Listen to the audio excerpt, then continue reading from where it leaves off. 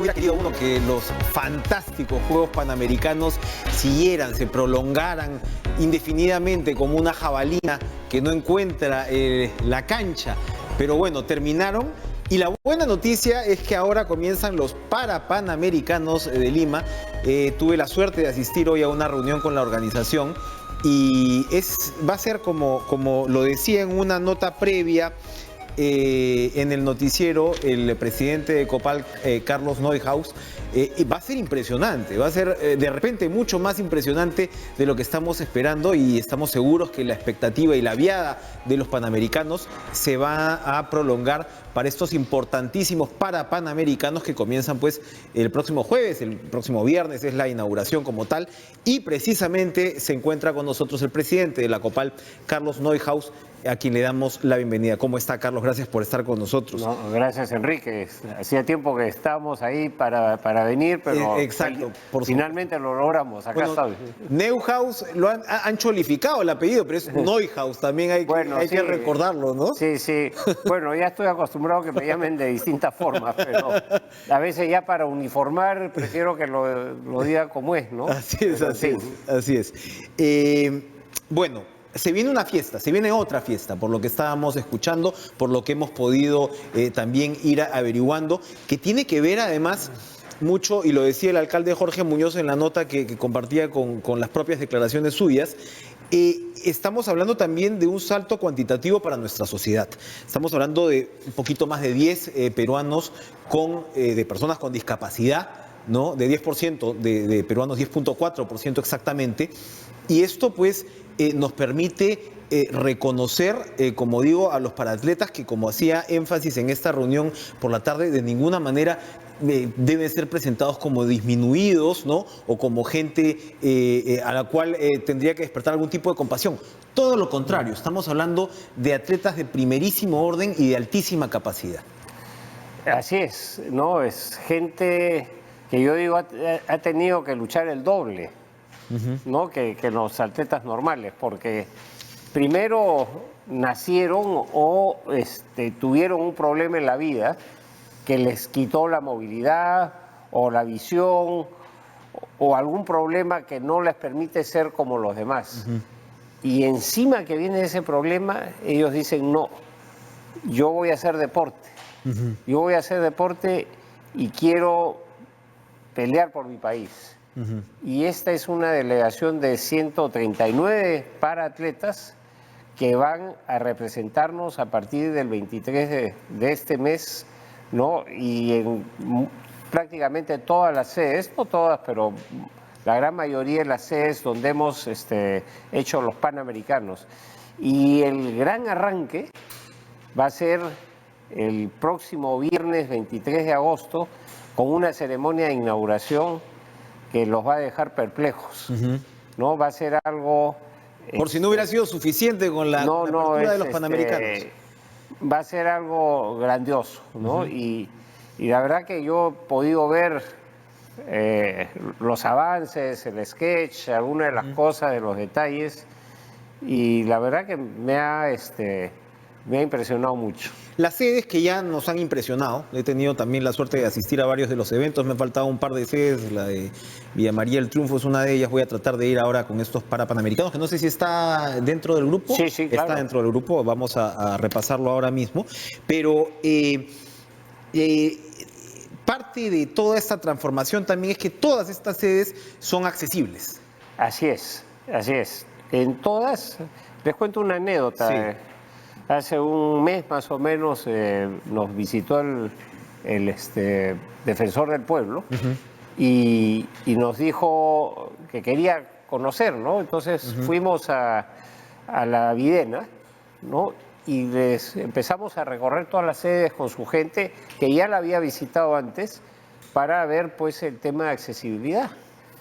Y ya cuando estábamos viéndonos, de repente vimos a un muchacho en silla de ruedas, que era un paratleta de bocha, que es un juego en los cuales participan agentes con mayor discapacidad. O sea, la silla que él tenía era una silla eléctrica, ¿no? Y lo interceptamos ahí él estaba todo apurado para llegar a su, Y la entrenamiento. bocha, perdón, es parecida a las bochas, a lo que conocemos como bocha. Es como una rampa que la tiran, digamos, Sí. y tienen que calcular para botar, ¿no? Para que golpee las otras tejos, llamémoslo así.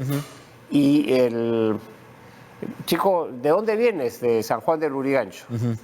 ¿Y qué, te vienes solo? Sí. Me subo al tren en no sé cuál de las estaciones de San Juan del Lurigancho y bajaba en la estación de la Cultura que está al costado de la Videna. Solo. Solo. ¿No? Oye, pero no tienes problema. Sí, a veces atropello con mi silla, ¿no? Claro, bueno, en todo caso es un problema menor. Que tengo que hacerme espacio, ¿no? Llegaba y lo interceptamos. ¿Y dónde vas? No, estoy apurado que voy a entrenar. Y bueno, te seguimos. Bueno, él iba al segundo piso del Polideportivo 2 en la Videna. La Videna. Ahí entrenaba, ¿no? Llegaba por su cuenta, marcaba el ascensor, todos lo acompañamos y él hacía todo. Llegamos, se disculpó con el profesor porque había llegado tarde, que lo habíamos distraído, ¿no? Pero, y feliz de representar a su país. Y además, uno se va enterando también, por ejemplo, hay disciplinas en atletismo que los grados de velocidad y las marcas llegan a ser muy similares a las convencionales. Es impresionante, ¿no? Hablábamos ahora. Y otras, por ejemplo, como las carreras en silla de ruedas, que agarran una velocidad mayor a la convencional y donde se requiere pues una fortaleza física espectacular. Así es. ¿No? Tremenda. Viéndolo ayer al alcalde Muñoz, me recordaba que también Pilar Jauregui, en la campeona de bádminton. Campeona de bádminton, pero también estuvo en el equipo de básquetbol de Perú, ¿no? Porque ella es bádminton, tenis. Ella es una polideportiva en realidad, como tal. ¿No? Y nos hizo a Ricardo Duarte y a mí y un grupo más sentarnos en una silla para jugar básquet. Espectacular. ¿No? Ricardo mide 2,5 metros, claro. ¿No? Y ya lo veían en la silla y era realmente difícil darle botes a la pelota, levantar, tirar, ¿no? Es distinto cuando uno está parado, parado y tiene, digamos, todo, ¿no? Y bueno, repaso rápidamente las sedes. Van a ser el Coliseo Miguel Grau del Callao para el goalball, que también es todo un espectáculo según lo que nos cuentan. El Polideportivo del Callao para taekwondo y voleibol sentado. La Videna para todas las disciplinas que ya sabemos, entre otras pues baloncesto en silla de ruedas, para atletismo, para natación, para powerlifting, que también es, ¿no? El para badminton que comentábamos, el paraciclismo de pistas, que también, ¿no? es un espectáculo que vale la pena ver. Circuito Ciudad San Miguel, eso es interesante también, el paraciclismo en ruta, ¿no? El polígono Las Palmas para tiro deportivo, lawn tenis, ya sabemos el tenis en silla de ruedas, que tiene esta particularidad del doble bote. Además, ¿no? Además, por supuesto, claro, ¿no? como tal, Villa María del Triunfo, fútbol 5, los balones con cascabel, ¿no? Se pide el silencio, para eso tiene que ser casi como un concierto de música clásica, ¿no? Así es. Fútbol 7, ¿no? El Centro Deportivo Villa El Salvador también para la bocha que usted se acaba de referir, y el rugby en silla de ruedas, que también es algo digno de, ¿no? Así es.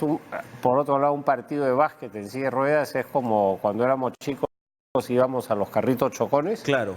Y se tiran con la silla de ruedas, se dan volantines, se paran, siguen, o sea, es... Y además, Carlos, hay todo un tema de pedagogía social que vamos a tener que aprender.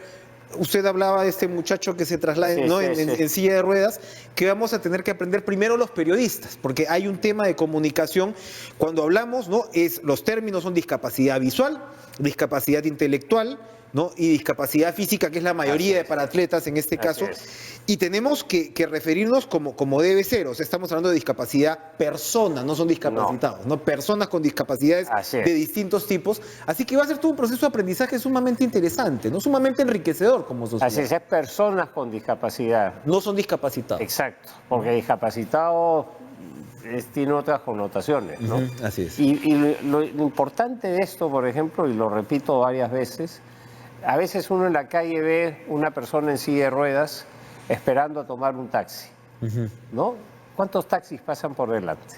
¿No? Que les es incómodo, ¿no? Claro, dicen, bueno, tendré que bajarme, ayudar y... Exacto, ¿no? Y encima, cuando lo suben le cobran por la silla de ruedas, como si fuera una maleta que uno trajera.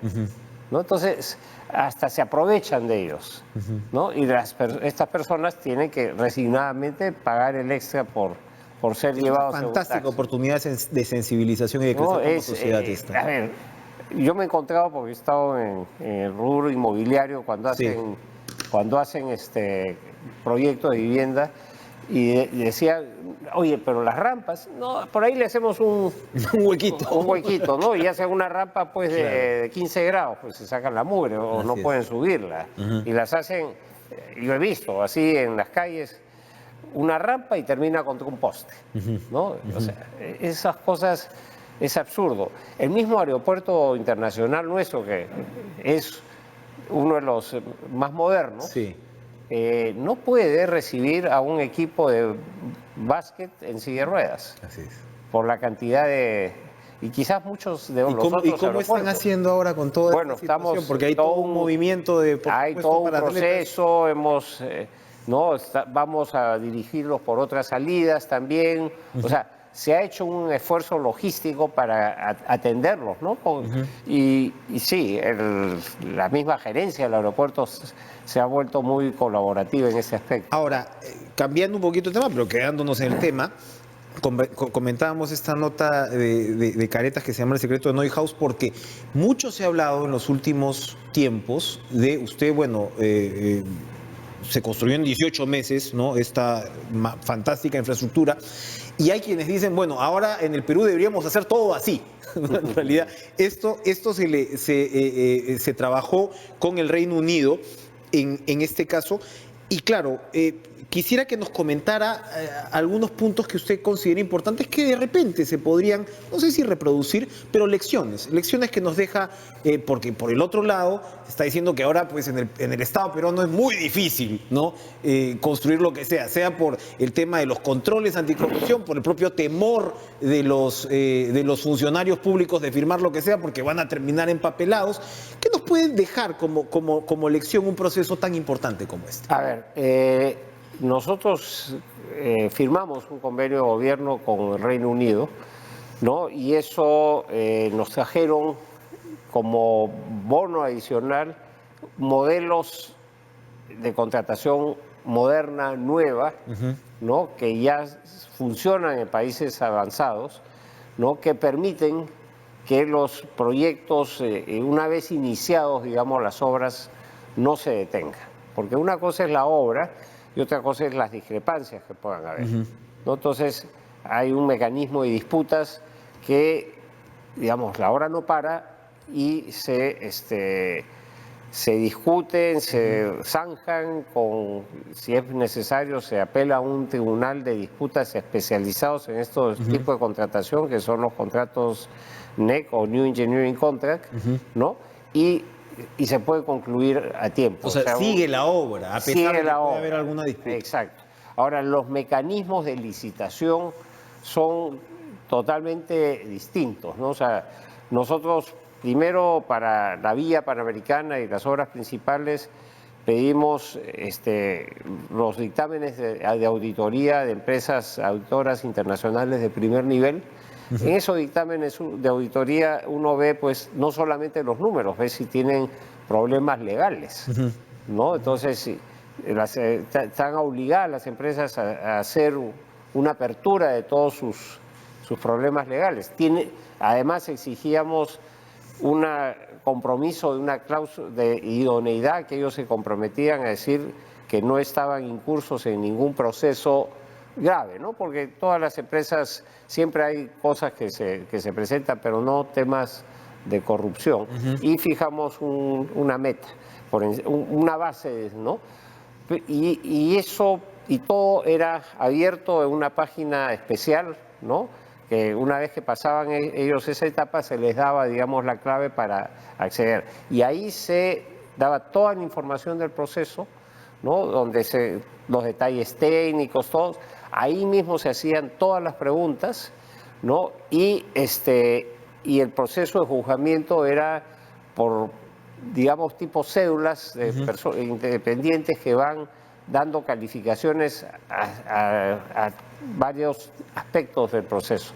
Entonces, prácticamente salía en automático. Y además el contrato estaba colgado en la misma página web, ¿no? Y se les decía, bueno, si ustedes ya aplican ya el último tramo, de las 40 y tantas que postulaban, se terminaban con 7, y eso significa que ustedes van a firmar el contrato a las 48 horas de ser escogidos, digamos. Todo absolutamente, entonces un carril más Así rápido es. que el de la Videna. Y en O todo más este eficiente, en proceso todo caso. nosotros le pedimos a la Contraloría General de la República que nos acompañe.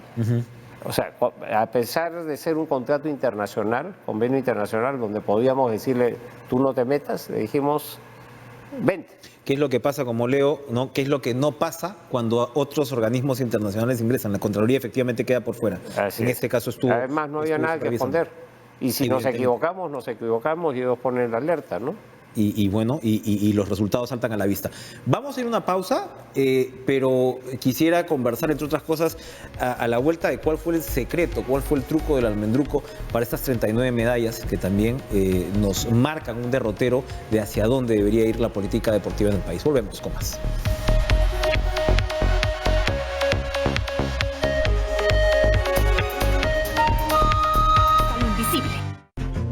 Estamos viendo Cara a Cara.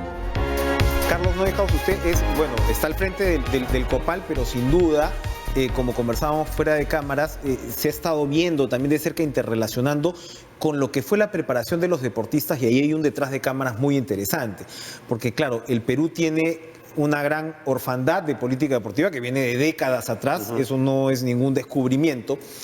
Pero lo que sí entiendo que se hizo fue un trabajo de poder ubicar a los deportistas que tenían realmente potencial medallero. Estamos hablando de aproximadamente 600, ¿no? Y eso fue interesantísimo, porque estoy seguro que dentro de los 39 medallistas, casi todos o todos estaban ya en esa selección, en la cual el Estado les dio un apoyo adicional, un apoyo en dinero, un apoyo seguramente también con preparadores y demás. Otra vez, ¿qué lección nos deja eso hacia el futuro? Bueno, esa medida fue una medida puntual para asegurar que nuestros deportistas de élite pudieran entrenar, que tuvieran todas las facilidades, ¿no? Y lograr el resultado que hemos tenido. ¿Cómo se llegó a los 600? Bueno, por las evaluaciones que hacían, los récords. El IPD pues lleva un registro de todos los deportistas, dónde han participado, qué campeonatos han ganado, si han ido internacionales, ¿no? El requisito será pues que ellos también vayan a campeonatos internacionales, participen en los nacionales, incluso algunos deportistas. O sea, yo vengo de la tabla. De la tabla, claro. Y algunos deportistas pues que dejaron de competir internacionalmente y se les retiró el subsidio porque había una cola pues de chicos que venían atrás, ¿no? Entonces, eso ayuda, fuerza. Además, en algunos deportes existe el patrocinio, pueden tener sus auspiciadores, ¿no? Que no es el caso de todos, lamentablemente. Lamentablemente no es el caso de todos. Yo veía a los maratonistas, ¿no? El polo no tenía, ¿no? Logos. Bueno, ¿no? Está prohibido. Bueno, ya. Pero muchos, los maratonistas sí tienen ciertos apoyos, ¿no? Que otros deportes sí son bastante huérfanos, ¿no? Los karatecas, no muchos de ellos. El karate que ha dado buena cantidad de medallas, también el taekwondo. Pero entonces este criterio de seleccionar a los deportistas con potencial debería extenderse en todo caso. Sí, debería extenderse, pero también ahora sembrar abajo. O sea, primero el deportista, digamos, el chico que es más recreativo, que va a jugar, ¿no?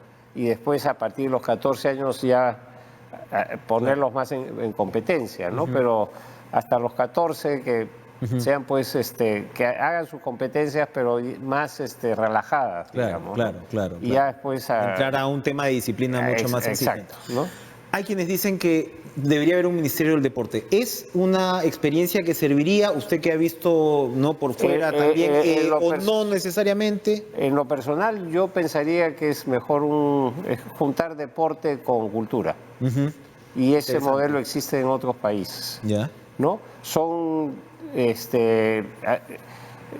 por ejemplo, la cultura ha ido un poco abandonada y el deporte en el Ministerio de Educación es tan grande, Claro. ¿no? Que se le sale, ¿no? O sea, la educación física es muy importante en los colegios y eso es parte de la currícula. Por ejemplo, el otro día con Gianmarco decía, la música debe volver a los colegios, ¿no? Una cosa es pues los cursos de música y otra cosa es, digamos, la cultura que debería Estamos estar hablando de un entorno en el cual forma ciudadanía, que tiene deporte, que tiene cultura, Así que tiene es. música, que lamentablemente son Así componentes es. que están ausentes muchas Así veces es, entonces, y darle vida de los jóvenes, ¿no? un balance a la interesante. gente, ¿no? Ahora, otro Ese de es un tema absolutamente personal mío. claro, ¿no? Es una claro. opinión... No, claro que sí. Eso se sabe. Pero lo otro que también me parece, regresando al tema de cómo se construyó este proceso y de eficiencia que se pudo lograr con esta modalidad de contratos y el tema de gobierno a gobierno y demás, además también entiendo yo lo que ocurrió es que usted llega, por supuesto, contra el reloj, pero por lo menos con una estructura organizativa bastante clara. Muchas veces lo que pasa con este tipo de proyectos y aventuras que se emprenden en el Perú es que los sectores se pisan la cola unos con otros. O sea, hay que recordar que primero era el Comité Olímpico Peruano el que iba a ver esto, hubo problemas en su momento y en realidad de alguna manera se fusiona lo que era el COPAL con el tema del proyecto especial de los Panamericanos. Claro, o sea, usted llega empoderado de alguna manera. A ver, aquí había el proyecto especial que era el órgano ejecutivo, que yo ingresé para ser el director del proyecto especial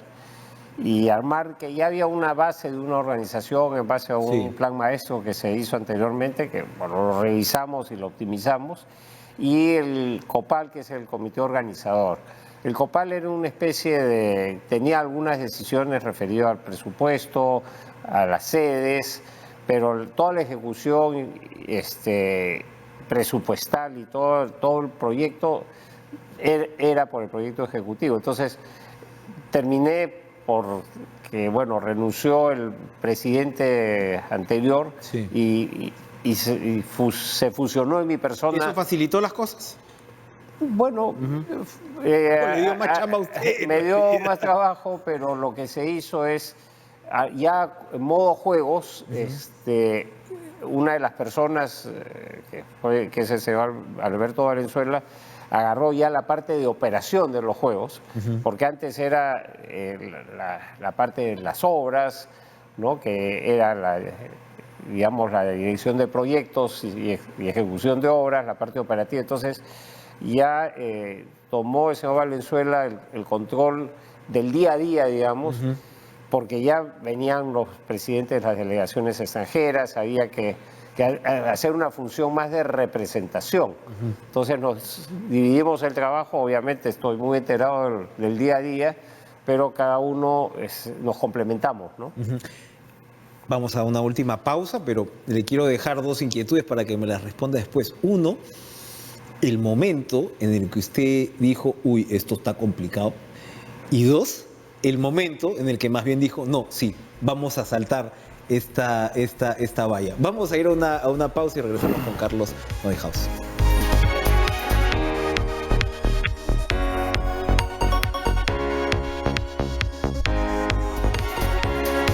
Ha sido una aventura por lo que estamos hablando. Los Panamericanos sigue siendo con los Parapanamericanos. Nos quedan 3 minutos antes de la invocación final para llenar todos estos escenarios en los Parapanamericanos. Yo le preguntaba, el momento, si tiene que resumir, donde más preocupado estuvo. Bueno, fue al inicio. Al inicio, cuando se encontró Cuando me encontré y darle la forma y encontrar el camino para sacar esto adelante, ¿no? Y las ideas se fueron plasmando. Rápidamente, me imagino. O sea, hubo que hacer un plan. Y averiguando rápido. muy rápido ejemplos en otros lados y siendo muy creativos.